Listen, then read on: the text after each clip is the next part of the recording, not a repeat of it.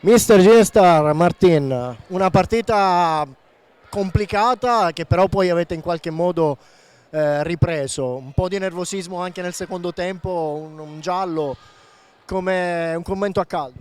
Boh, buonasera a tutti. Tutte le partite io almeno la vedo così, la vivo così. Siamo secondo o terzo in classifica, quindi sappiamo che è una partita difficile, con metà di squadra.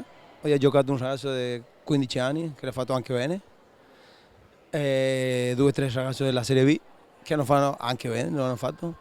Quindi niente, complimenti ai miei ragazzi perché veramente sono orgoglioso di loro, orgoglioso della società dove lavoro e niente, andiamo avanti fino alla fine. Spazio giovani e questo le fa onore, mister. Un risultato agguantato nell'ultimo minuto e mezzo. Qualcosa che potevate fare in più per recuperare o per dominare un po' di più la partita c'era o avete fatto il massimo? No, abbiamo fatto il massimo, ok? Ogni giocatore ha fatto il massimo.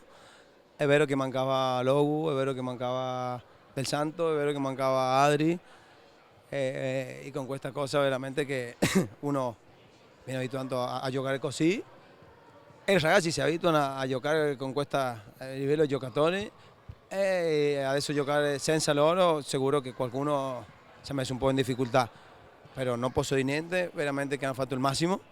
Hai tre giocatori ancora male, ginocchio, schiena, caviglia, veramente che è difficile. Complimenti a Montevero che ha fatto su partita, ha fatto anche bene con un gran allenatore, come mio amico Oviedo, chiaramente no, però niente, noi lavoriamo per questo, lavoriamo per i ragazzi, per la società e basta.